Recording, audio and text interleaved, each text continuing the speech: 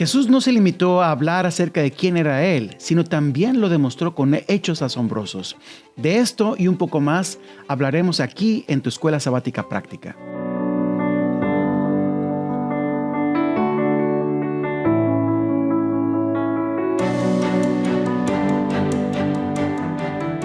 Es un gusto saludarles una vez más, queridos amigos que nos acompañan semana tras semana aquí en tu Escuela Sabática Práctica para estudiar la lección.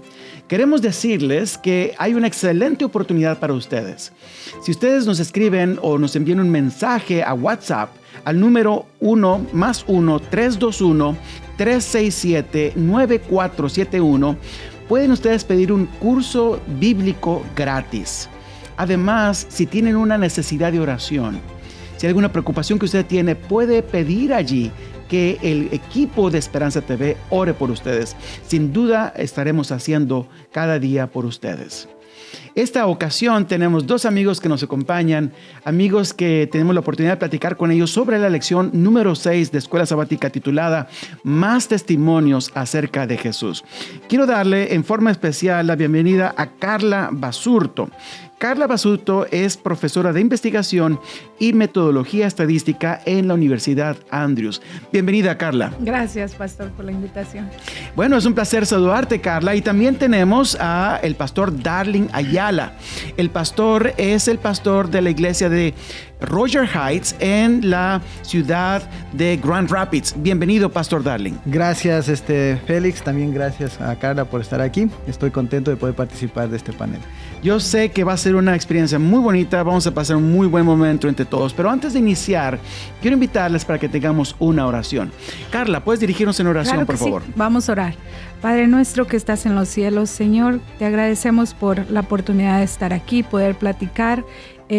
Señor, pedimos por todas las personas que están escuchando este programa y en especial, Señor, pedimos que tu presencia esté aquí. Si hay alguna necesidad o alguna petición especial, Señor, escúchala. En tu nombre oramos. Amén. Amén. Amén. Muchas gracias, Carla.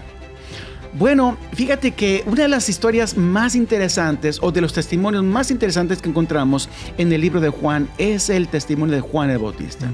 Hemos estado estudiando diferentes testigos y testimonios a través de la lección de Escuela Sabática. Pero en esta ocasión, la Escuela Sabática cuenta la historia de Juan el Bautista. Como ustedes saben, Juan el Bautista vino con un ministerio muy poderoso.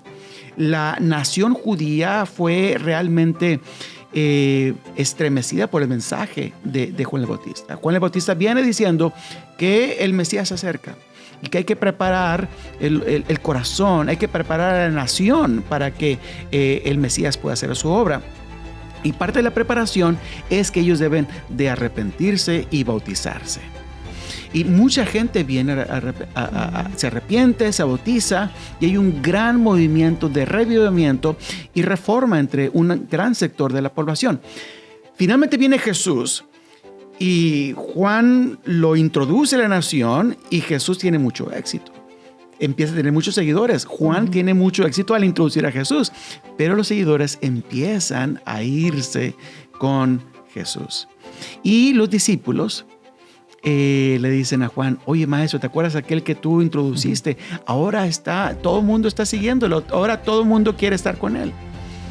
Y allí Juan dice algo muy interesante. A él le conviene crecer y a mí menguar. Qué cosa tan impresionante. Carla, ¿cómo podemos nosotros tener, Carla, una humildad genuina como la de Juan el Bautista?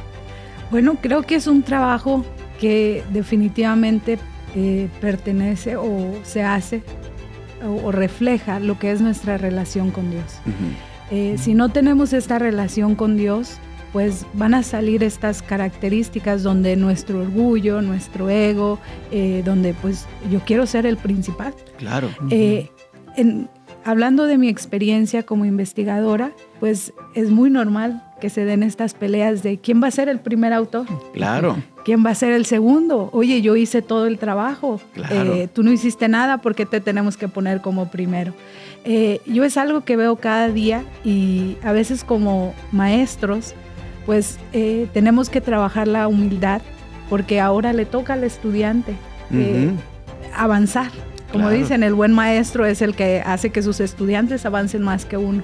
Claro. Entonces, es un proceso que tienes que ir trabajando, donde tu felicidad ya no depende en mí, sino en lo que otros están haciendo y cómo otros están alcanzando sus metas.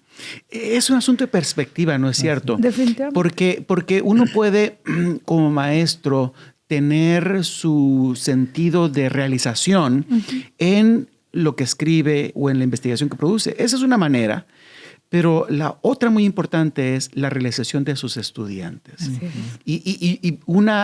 Fíjate que mi hija, está estudiando un posgrado en una universidad y me tocó ver el currículum de su maestro principal. Y en su currículum, él tiene la lista de todos sus alumnos y dónde están ahora. Sí. Es parte de su currículum y de su orgullo, ¿verdad? Un orgullo profesional de que sus estudiantes están haciendo tan bien en todos estos lugares. Es un asunto de perspectiva, ¿no es cierto? Y también, ¿no es cierto, Darling, que el hecho de que aquel que está en la presencia de Dios no puede exaltarse mucho, ¿no es cierto? Así es. Si hay algo que quería cortar, fortaleciendo, es cuando Jesús mira al Espíritu Santo, Él dice, Él da testimonio, Juan, ¿sí? Juan da testimonio de que el que le había dicho a Él, sobre quien reposa el Espíritu Santo, Él es el Mesías o el enviado. Claro. Es decir, Juan tenía claro el propósito para el cual Él estaba. Y ahí está un concepto de humildad. Saber de quiénes somos y qué hacemos. Entonces Juan tenía claro eso. Por eso es importante entender que la relación con Dios es la base para que la humildad sea parte de nuestra vida y para que nosotros podamos darle el crédito al que se lo merece. En este caso, el crédito no era de Juan el Bautista, sino era de Jesús.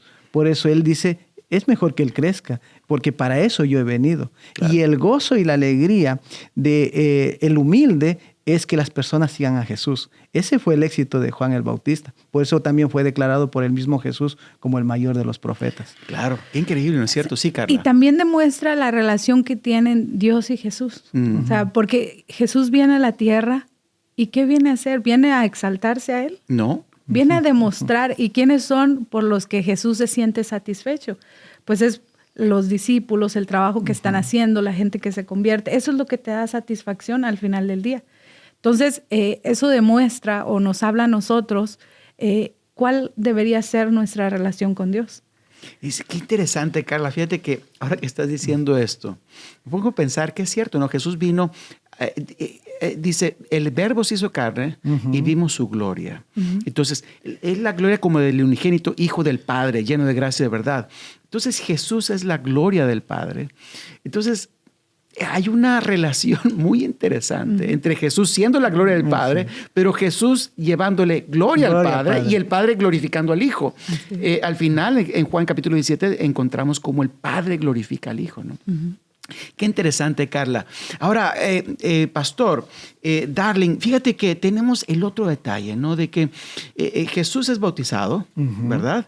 Y dice que el Espíritu Santo desciende sobre él. Y ahora tenemos el testimonio del Espíritu Santo, ¿verdad? Tenemos el testimonio de Juan el Bautista, pero ahora tenemos el testimonio del Espíritu Santo. Y cuando el Espíritu Santo cae sobre él, ¿no es cierto? Pues tenemos, el ministerio de Jesús es potenciado. ¿Cómo el ministerio de nosotros puede ser potenciado, verdad? Todos tenemos ese privilegio. Ahora, ¿por qué es tan importante para Juan y para nosotros la presencia del Espíritu Santo? Y la pregunta es para ambos. Bueno, yo creo que sin el Espíritu Santo nosotros no podemos hacer nada realmente que valga la pena. Claro. Podemos vivir en un mundo secularizado o materialista y olvidarnos de que nosotros fuimos creados por un Dios maravilloso que nos da el Espíritu Santo para arreglar nuestra vida y para que nosotros podamos ser testimonios del poder de Dios en nosotros. Ahí viene un detalle, ¿no? Sin el Espíritu de Dios, nadie realmente puede marcar una diferencia en este mundo. Jesús lo hizo, los discípulos lo hicieron por la presencia del Espíritu Santo y Dios nos invita hoy a nosotros a hacer esa misma diferencia, de testificar de la gloria de Dios, pero bajo la inducción y la influencia del Espíritu Santo. Así es. Algo que yo entendí mientras leía esa sección de la escuela sabática una pregunta que siempre tuve es, ¿por qué solo 3 años? Y él contestó varias veces esta pregunta, o sea, porque necesito que venga el Espíritu Santo, que es el que nos da la convicción y él nos mueve a nosotros a hacer. Qué interesante, ¿no? Así como Juan el Bautista dijo, a él conviene crecer y a mí menguar, Jesús dijo, les conviene a ustedes que yo me vaya porque va a venir el Consolador. Qué interesante, ¿no? Jesús ejemplifica perfectamente cómo nosotros debemos de ser, cómo nosotros debemos de vivir, ¿no es cierto? Así es. Un detalle que me hace recordar ahora Carla, ¿no? La obra solo se completa en nosotros con la presencia y la influencia del Espíritu Santo. Claro. Sin eso estamos incompletos. Nosotros es. no podemos avanzar. Y el otro problema está en que la obra que nosotros hacemos al hablar de Dios, el testificar por Dios, es que de alguna manera ellos nazcan de nuevo, pero nosotros no podemos producir eso. Correcto. Necesitamos que haya una nueva vida espiritual, pero nosotros no podemos dar vida. El único que puede dar vida es el Espíritu Santo. Sí. Entonces, nosotros solamente somos colaboradores. Es como el sembrador, ¿no? Pone la semilla, pero no puede producir vida. Puede regarla, puede abonar el terreno, puede aflojar la tierra, puede trabajar, colaborar, pero no puede producir. Es Dios el que produce la vida, ¿no es cierto? Por eso Pablo dice que Él pone el querer como el hacer. Claro. Él produce. Él es el único que produce. Así es.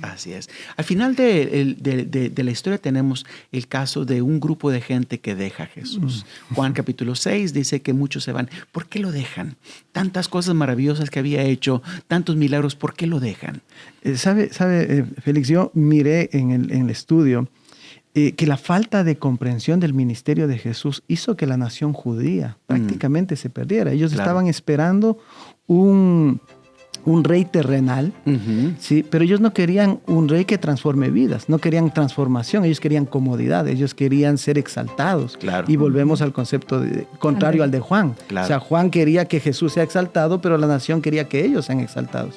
Entonces, por eso lo dejaron, porque no entendieron el ministerio de Jesús. Y tristemente tenemos que recordar, yo recapacitaba y decía, ¿cuánta gente hoy no sigue a Jesús simplemente porque no entienden el ministerio de Él? Correcto, así es. Darling, esto es muy interesante. Carla, vamos a regresar contigo en un momento, pero tenemos que ir a una pausa musical. Gracias por estar con nosotros. Regresamos en un momento.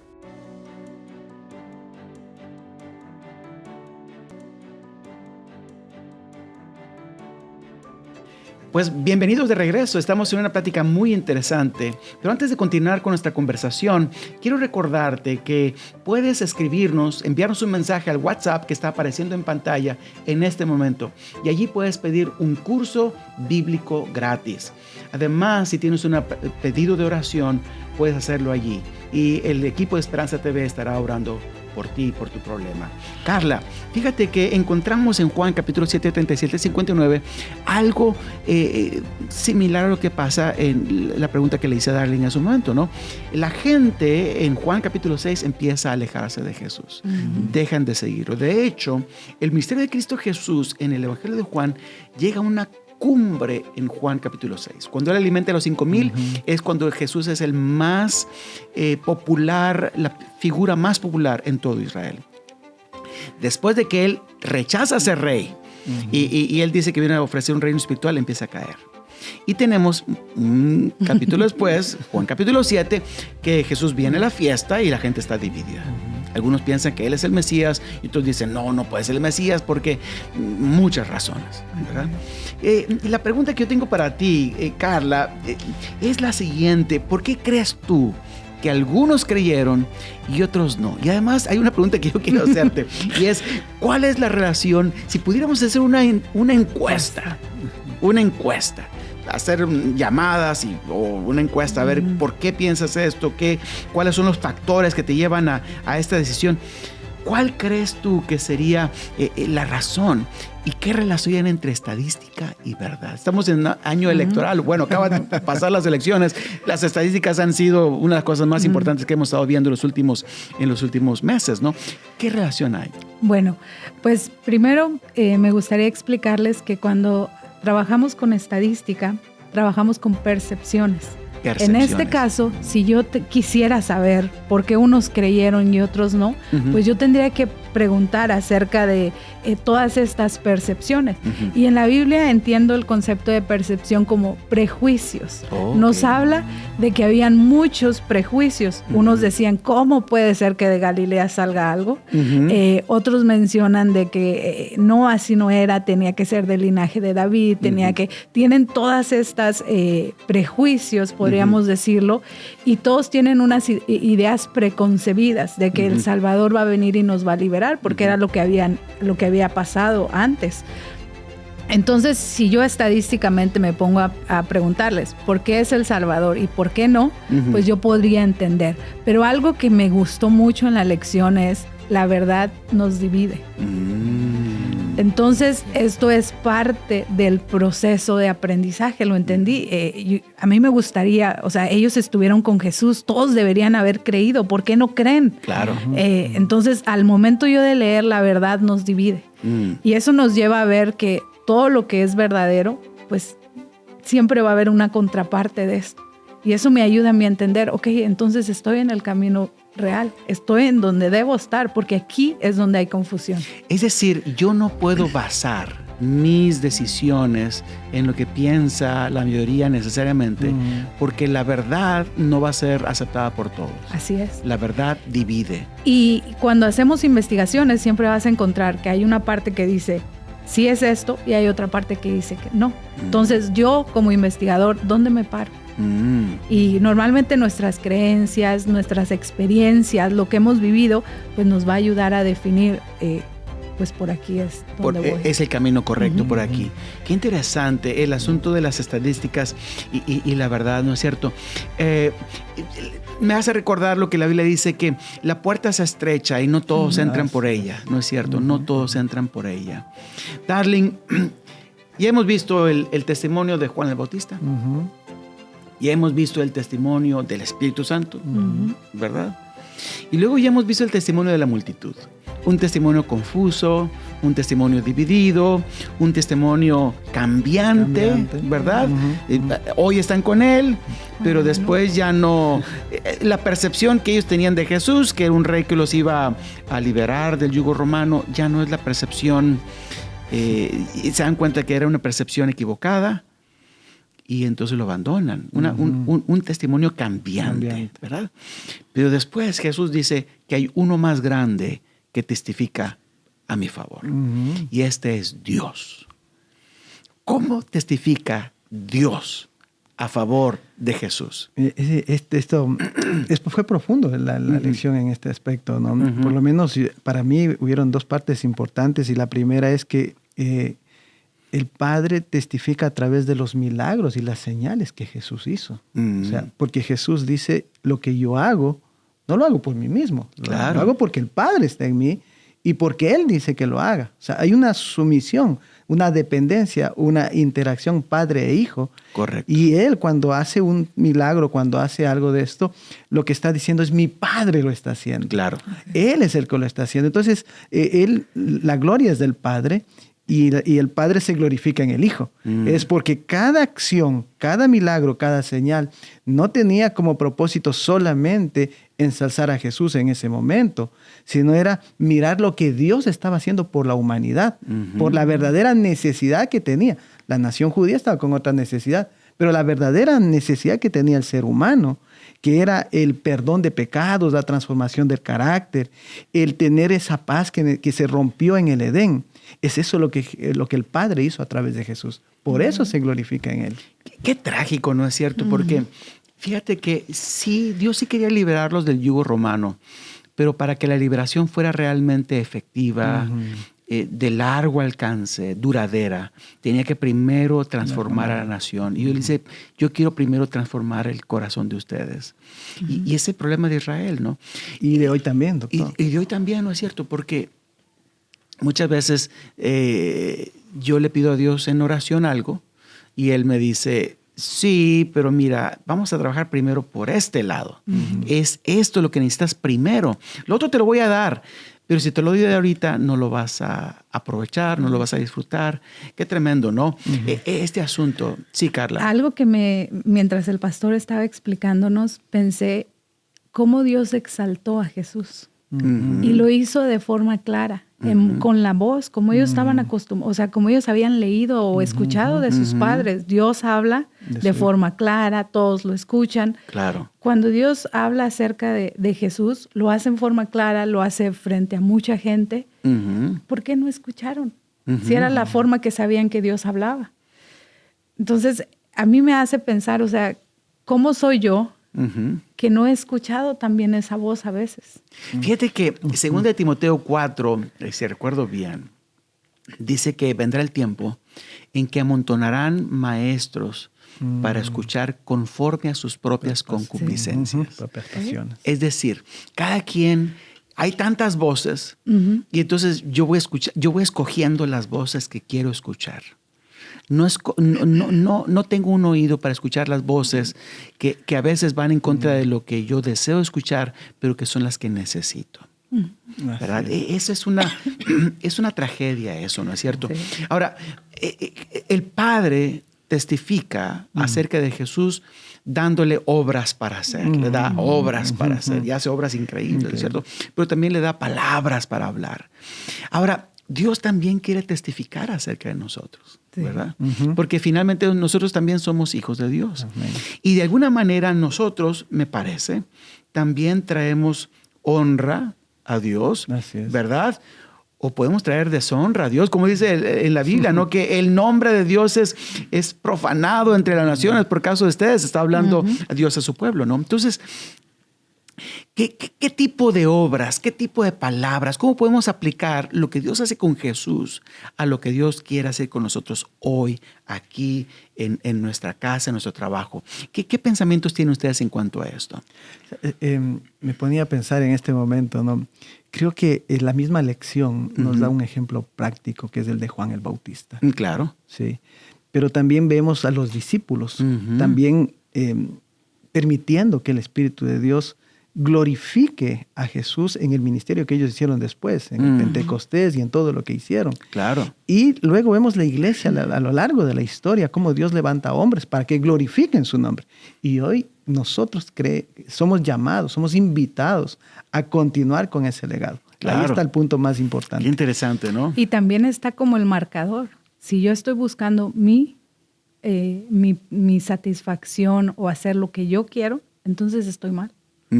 Porque quizás no es lo que realmente se debe hacer. Algo que me gusta mucho de la investigación es cuando hacemos tesis.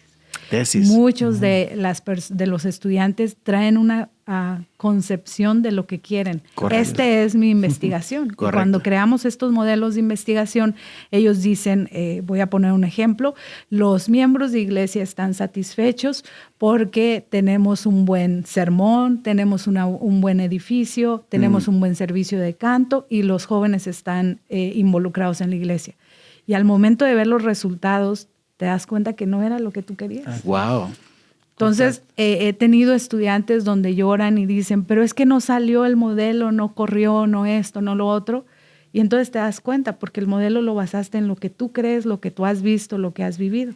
Entonces hay que empezar a buscar qué es lo que realmente está pasando y empezar a preguntar, o sea, qué es lo que realmente nos está ayudando a tener una mejor satisfacción en la iglesia. Es interesante, ¿no? Porque en la investigación